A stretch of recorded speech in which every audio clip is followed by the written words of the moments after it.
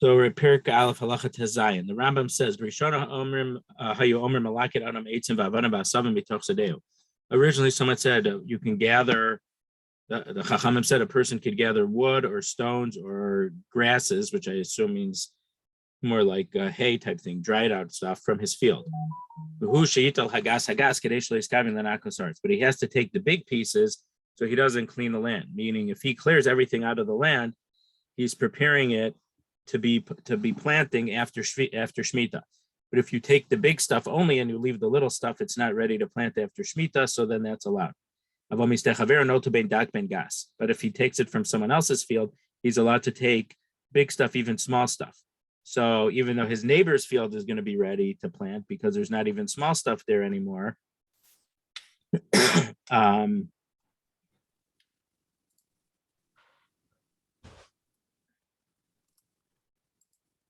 even though he could take his friend's field will be completely clear. The big stuff and the small stuff is gone. But since it's not his field, he's not preparing his field. It's okay. However, but when there were a lot of people who were transgressing the avera against working in Shemitah, whether they were only being over the Rabbanan, it sounds like here, and they were intentionally cleaning up their fields, getting ready to plant, but they were saying, no, we're only taking the big stuff. We're not taking the little stuff. They allowed you to take, they said, the Chachamim said, you're not allowed to take from your field at all, even big stuff. And you can only clear this stuff from your neighbor's field and also not do it for any tova. You're not getting any benefit out of it. Meaning, when we say benefit, it's like for a favor. So he shouldn't. So the other person can't. So he can't tell the other person, look, what a great favor I did for you that I made your field clean.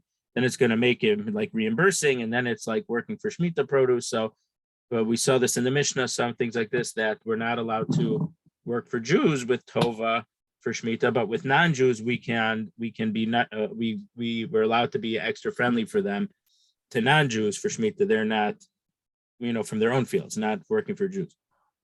So, and this halacha, Rav Kook mentions that there's some Rishonim say that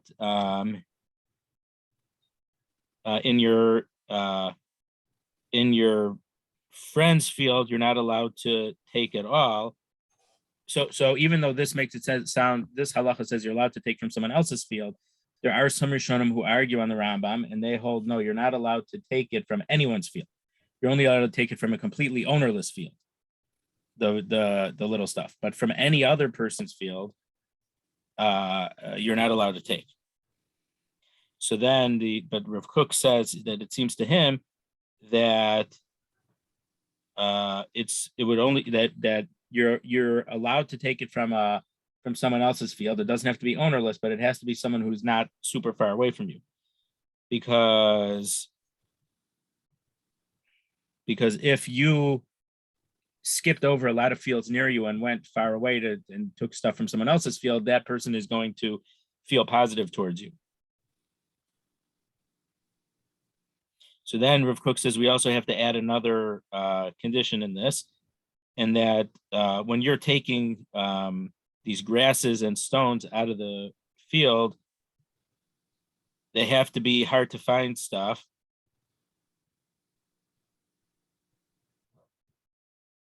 Then he's going to show you that's what you can't take, because then the person whose field it is going to be appreciative for cleaning it out.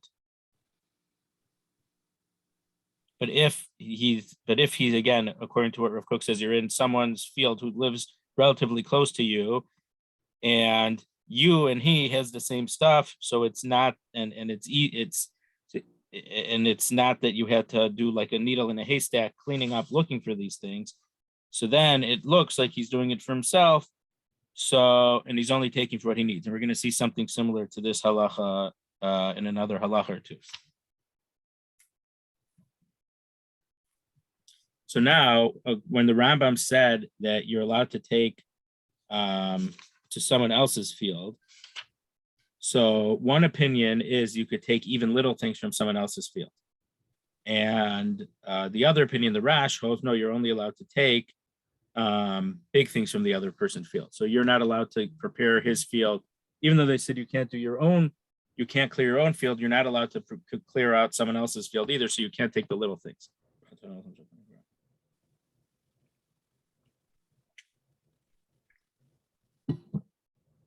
And then he said, according to the opinion that you're only allowed to take the big things, the question is, what if you took the huge things, and then after you took all the huge things, you wanted to take like the medium-sized things? So they're not the biggest things that were in the field, but they are still big compared to the small things that's left. So he doesn't seem to come to a ruling. Rav Kook doesn't seem to come to a ruling about this. And then he says, if the entire field only has big things, are you allowed to take? Because if you clear out all the big things, then the field is going to be ready to be planted after Shemitah. So then you are clearing the field. Or, so is it that you're not allowed to do anything that prepares the field to be planted? Or is it you're allowed to take the big things? And this is an afkamina. This is a case where these two things don't mean the same thing. Because if the whole field is filled with big things and you took all the big things out, then it's ready to be planted. So if it's the problem is you're not allowed to prepare a field to be planted, this is prepared to be planted, so it wouldn't be okay. If they allow you to take big things, you only took big things, so you didn't do anything wrong. That would depend on the viewpoint and the reason for on these opinions that we mentioned.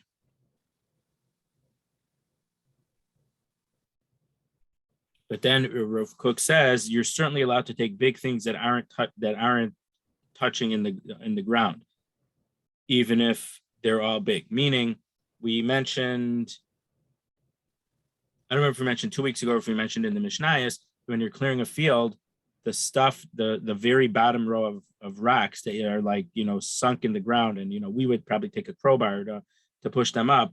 So the field isn't ready unless you remove all of those stones. But to remove stones on top of those stones, the field still isn't ready to be planted. So Rav Kook says you certainly take all those, based on the Pasuk Shulchan, you could take all those big stones as long as they're not the ones that are actually on top of the ground. So I guess he's trying to say he's trying to be not super strict here.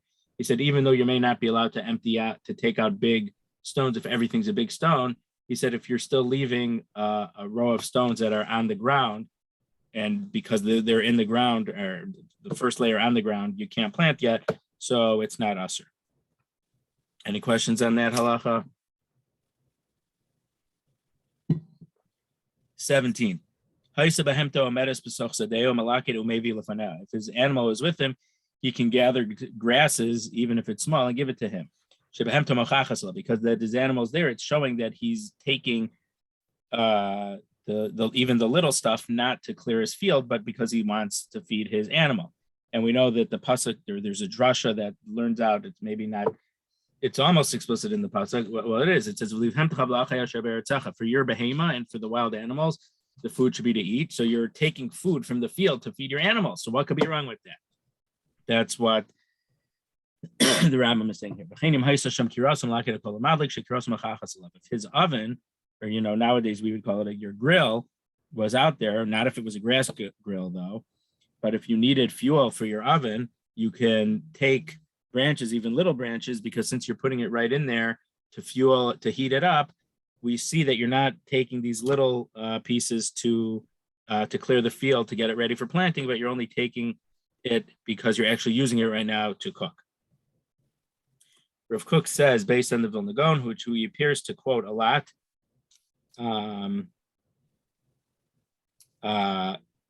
so the Vilna Gaon is more strict than this Rambam, that even if your behema or your barbecue is there with you, you're only allowed to gather the big pieces.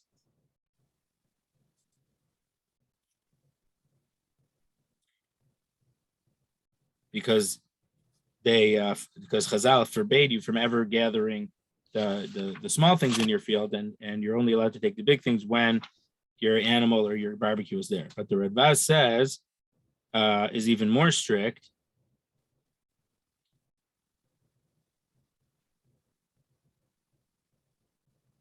Well, not exactly. He says a different thing. if your animal is there or your barbecue or your oven is there and you're only taking the little things, you're cheating. He doesn't use those words, but if you have your animal there and your oven there, as long as you're taking some big and some small, that's fine because you're using it for fuel.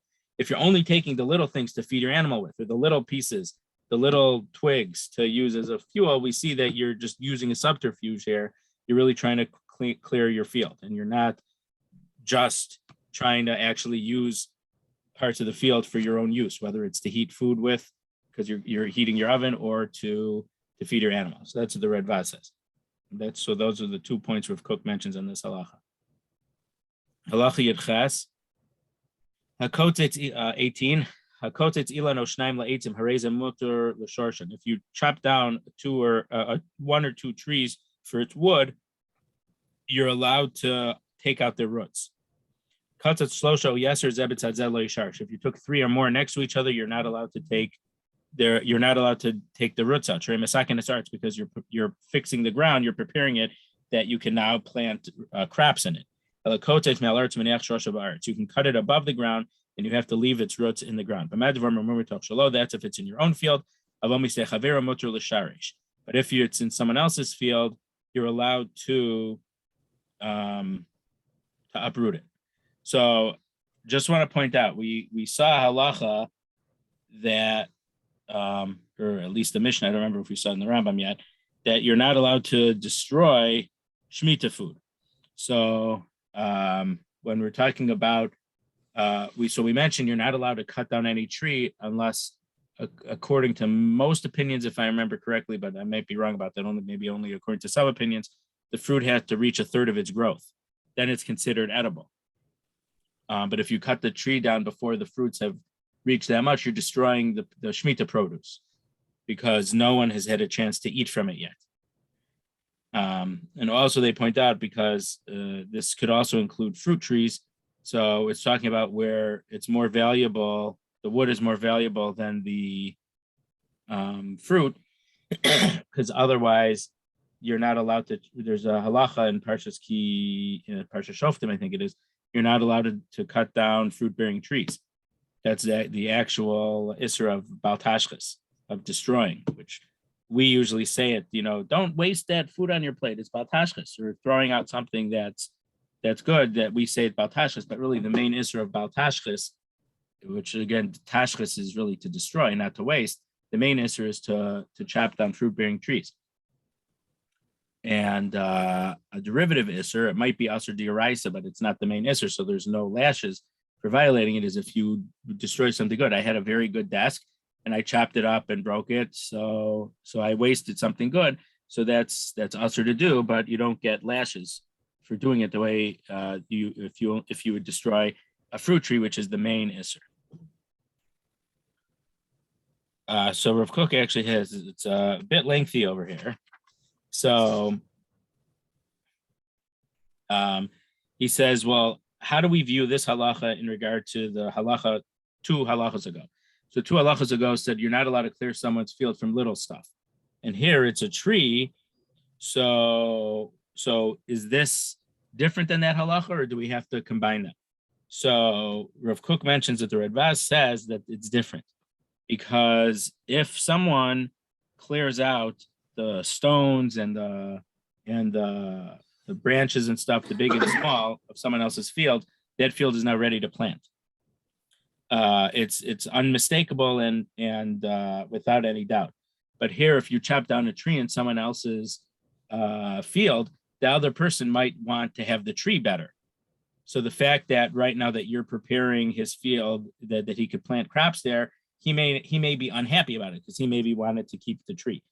So what exactly the Hagdara is when you're allowed to go into someone else's field and chop down his tree, I don't know. I mean, it's Hefker because it's Shemitta, but that doesn't mean you can make a scorched earth policy.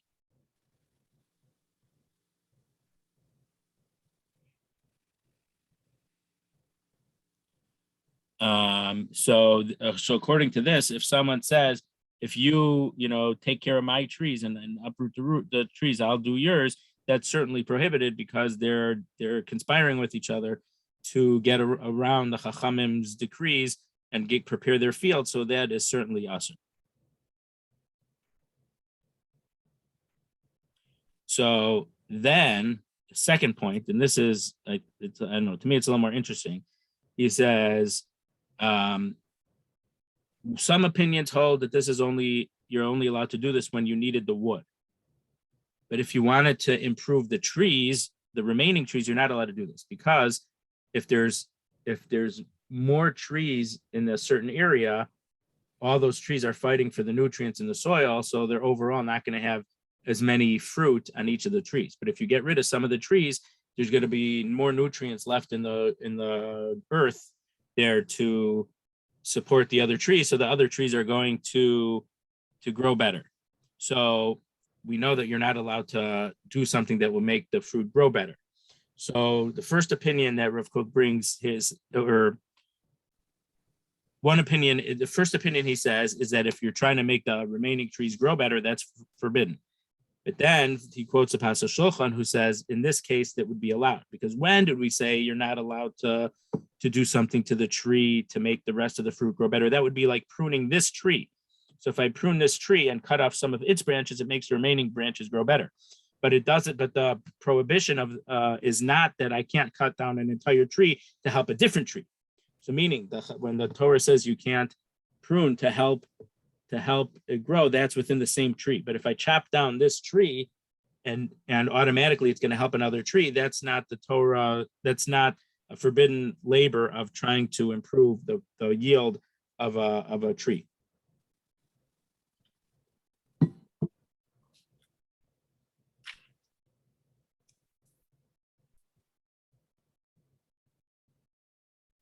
So he says, this is only asur d'Rabbanan, because it's not one of the four main isurim.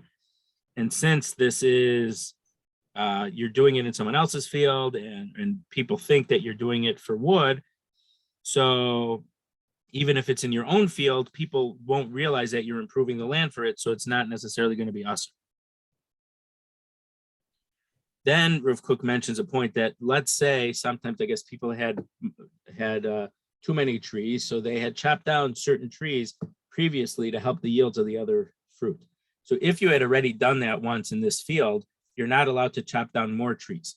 So the only time that you're allowed to do this, what the Pasuk Shulchan just said that you're allowed to do, to chop down some trees, so there's not as many trees in your field, so the remaining trees will grow better and have bigger yields because of the whatever nourishment of the minerals and vitamins that's in the field. That's only if you've never thinned out your trees before. But if you had done that before, it's clear that you're doing this to try to increase your yield more, so then it's forbidden.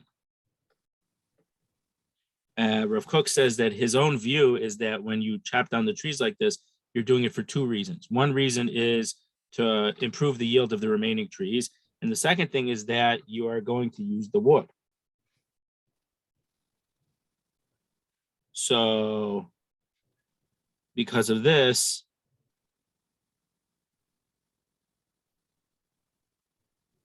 he said, Rav Kook feels there, even if part of your intention is you want to improve the yield of the remaining trees, that you're not doing a prohibited work of the field to improve the yield of trees.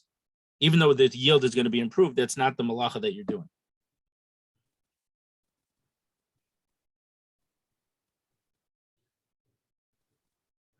So if you were only doing it to improve the yield, the Chachamim said it's asur. But when people would reasonably see that you're doing it for the wood, it's not prohibited to chop down the trees.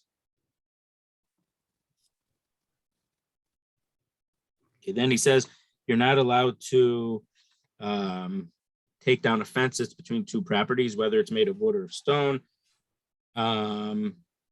because the Gemara Bava Basra, at the very beginning of Bava Basra, lists all these different types of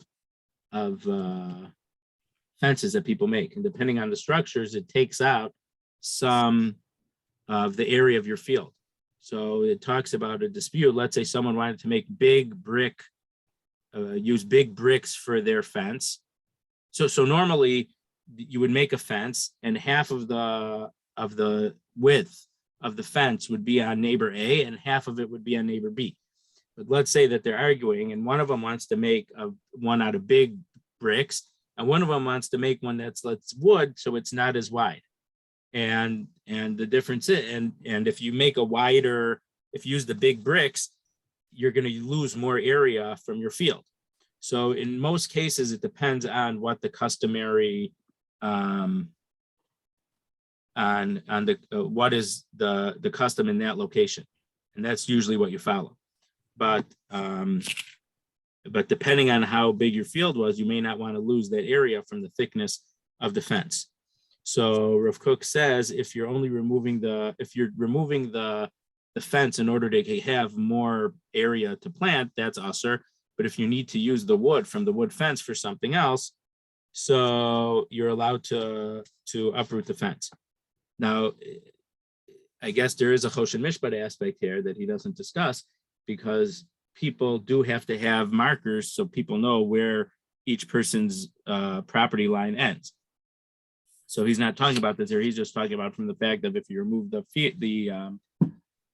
fence, you're going to have more place where you can plant. So it looks like you're preparing the land.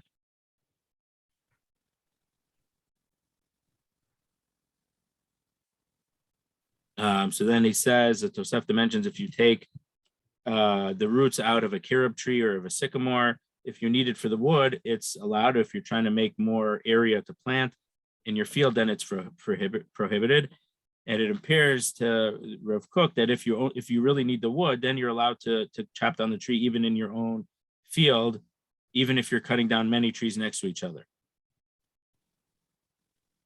But if your intention is clearly to clear it out so you can plant crops in this field, then it's usher even if you want to chop down trees in someone else's field, even if you're thinning them out. And if you're just doing it for no particular reason, you're not doing it for the wood, which would be good, but you're not doing it to prepare land to be planted. So then it follows what he said before, that it would be permitted in your neighbor's field, in someone else's field, because maybe he wants to keep the trees, but in your field, you could only take up to 50% of them in your own field. And you're allowed to do more if you've never thinned out before. And he talks a little bit more. And then here he mentioned something important.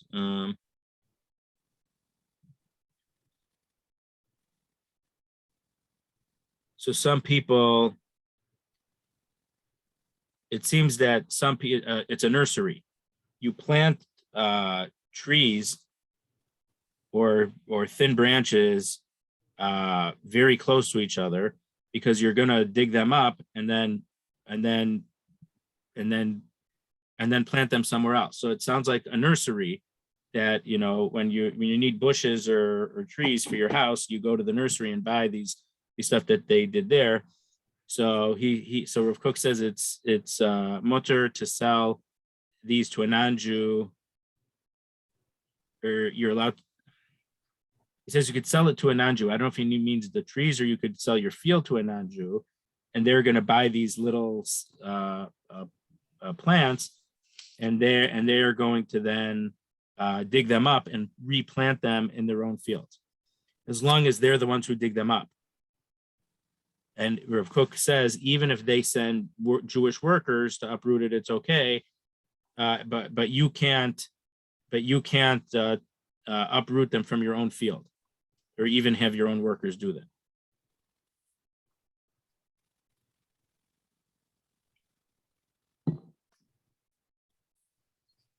Okay, Hamav is at 19. Hamav Kibazai Slital Eitzim. If you're chopping some wood from olive branches, you're chopping some to use them for wood, you're not allowed to cover the chopped part with dirt, because that's considered one of the prohibited working of the land of a machas bavanim of a kash. You can cover the chopped part with stones or with straw. And Rav Kook brings from the Tosefta that applies for other trees also. Chaf. Hamazanev bigafanav akotetz kanim hareza kotetz kedarko bekardo magol magero chamashi yirtze. If you're cutting grapevines or you're cutting reeds, you're allowed to cut in a regular way with a spade or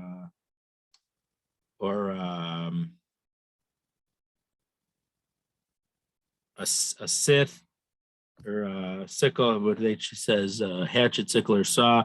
Anything that you want. So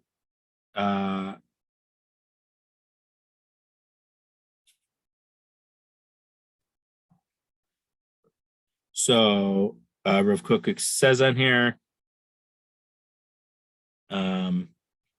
you can also do it close to the roots or far from the roots. And according to that opinion, but there are some whose opinion is you have to do at least one tefach away from the root where the roots are. And the Vilna Gaon says that you're allowed to cut these grapevines and to cut the reeds, even though you're trying to strengthen the root. I keep saying the root, but it's some different word. But it's like this. I think they call it the root stock. Maybe it's more of like a base, and you're making the main part of this tree or vine stronger, because so even though you're doing it to strengthen it, but people don't realize that you're going to be strengthening it by doing it, and you do need the wood, so it's okay. And this is not considered zmira, pruning, that the Torah prohibits, because some say that is when you're taking dried off branches. So dried off branches might be siphoning nutrients from the tree, and instead of them going to develop good fruit and good branches, it's taking away from that. So you cut away the dead branch, it helps the rest of the tree grow better. But here you're taking good ones along with bad ones, because you're cutting things down to near the root stock or whatever. So that's not. So I guess since you're cutting everything, so it's not considered pruning. And some say you're if you have the two ideas in your head, you want to improve the rootstock, but also the wood, that's not okay. You can this is only allowed if you want to if you need the wood. And some say that if you are cutting it because you need the wood, you have to cut it in a way that it's actually detrimental to the tree. So it's not going to look at all like you are doing a work for the tree. And then there are some that it appears from their explanations that you don't have to harm the tree, but there has to be no benefit to the tree. So if you know that there's no benefit to the tree, it's okay, even though it's not going to be bad for the tree. And if you have but if you'd have a doubt, am I helping the tree or not helping the tree, then you have to do it in a way where you know it's going to hurt the tree a little bit. So that's based on the Tosos and Bava Basra. And then from the Rachna Avodah Zarah, Daf Gimel, even if you're, this seems to be a bit of a kula, when you're pruning is only prohibited if it's going to improve the tree. But if you're doing it just to maintain the tree, that it's not going to get worse, then you're allowed to. So this is a bit of a lenient sheet, and the Rabbeinu, the Chazon Ish takes this way to an extreme. We'll talk about that soon, but also just by way of advance notice, next week is Parshas Bahar.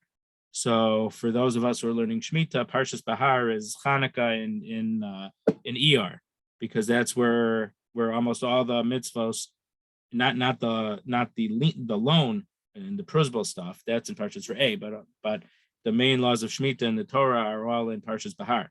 And the Ramban spares no length. The Ramban says there's a lot of Rambans in Parshas Bahar where he explains his opinion about many things about Shemitta. So Oats are based in. I hope to talk a lot about Oats are based in on Shavuos night, but we're going to be getting a lot of bits and pieces because there's a lot of applications. So the Chazon Ish is very, very makel, very lenient about that, and in the contemporary Outer Basins, they use the Chazon Ish's opinion, and they allow you to do stuff on the tree,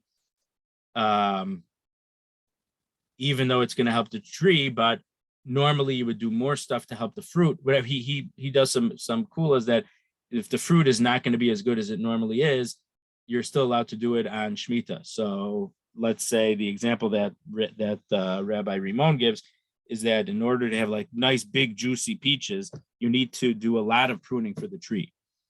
So even if you prune the tree a little bit, you're going to get bigger peaches than you would get without any pruning. Since if you don't do the extreme that you normally do, and it's Oter based in, the Chazon Ish allows it. But we'll hopefully talk about that in more depth. But the Chazon Ish seems to be, as we see here, seems to be based on a lenient opinion to begin with, and he extends it a lot. However, if you're cutting part of this grapevine to strengthen the root stem or whatever it's the root stock, it's definitely prohibited on a Torah level. But if you're cutting all the branches and you're not doing it in order to make a better yield, but you're doing it in order to that the grapevine will last longer. I don't know how they know this, but they know that the grapevine only seems to have so many more years left. But if they cut it it'll last a few more years. Then you could say that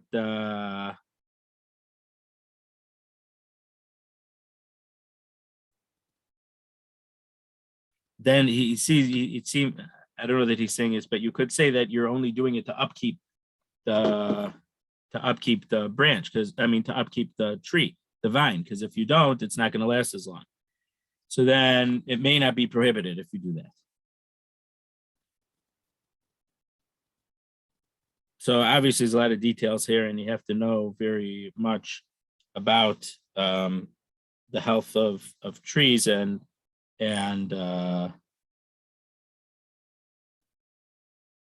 what actions will make them better and in what ways. And based on the Rambam we saw previously in Halacha Yud,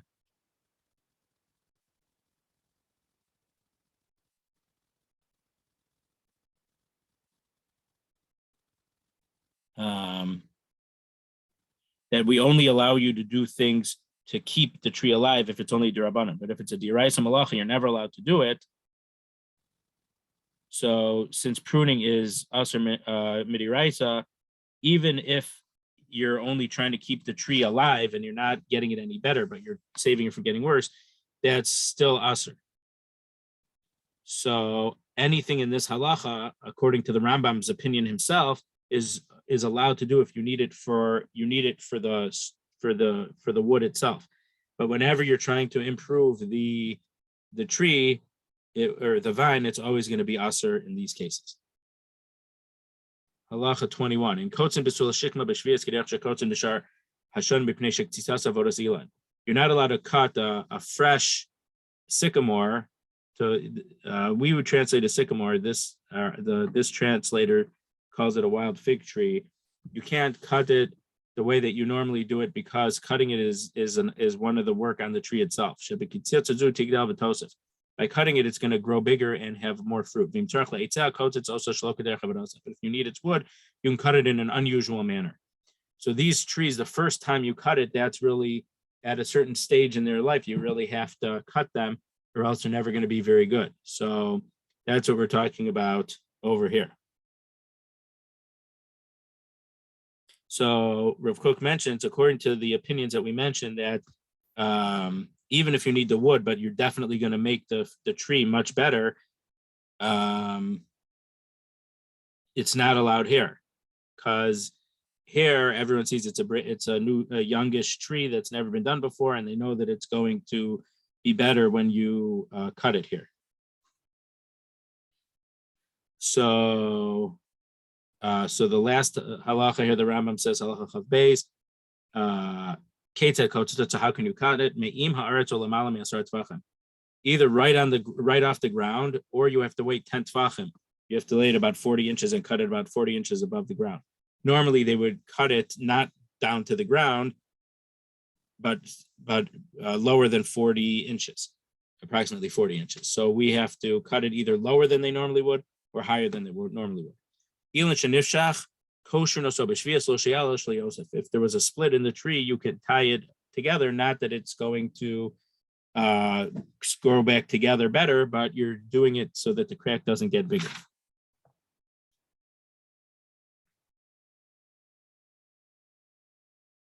So the halacha is if you were buying one of these trees from during when it's not Shemitta, you would cut it about 3 tefachim off the ground, so about 9 or 12 inches off the ground, because that's definitely going to help it grow better. So that's why you're not allowed to cut it that way during the year. You'd either have to cut it lower down or higher up. So this is the end of the first chapter. Let's read the Rambam in the first halacha of the next chapter, but we're not going to have much time to say what Rav Kook's explanations on it. You're not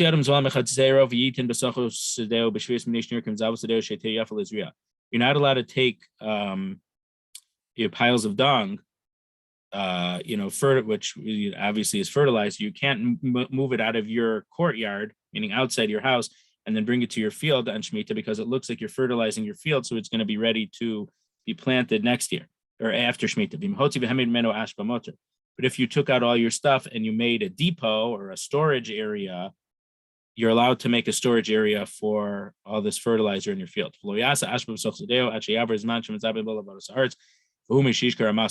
And you're not allowed to do this until it's after the time when people normally fertilize their field, and that is Misha Yikshar Hamasok. So there's at least two opinions what Yikshar Hamasok is. One is that it should become nadi, meaning the waste here that your animals had left, it starts getting nadi. And some say it looks like it's not smooth anymore. I guess it's part of it's drying out. But some say it has to do with the masok, the sweetness of the land.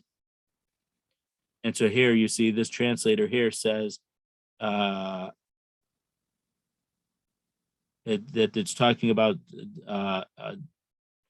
where something happens to a certain type of species of apples. But some say that this is talking about Misha Yikshor Hamasok is the dung itself is getting natty. If you're making a storage area for your fertilizer, it has to have at least 150 sa'ah. So people see that it's a collection. You're not spreading it out for the field. If you want to have a bigger storage area, you can. If you didn't have so much, you can put it there before Shemitta and then keep adding to it, because people are realizing that you are using it as a storage area. You're not fertilizing your field. But you can't make more than 3 collections area within a besa, which we've been calling like an acre, but it's a certain area of your field. So we'll come back to this halacha next week and see what Rav Kook says about it. So we'll continue chapter 2 next week. Any questions? Of course. Okay, so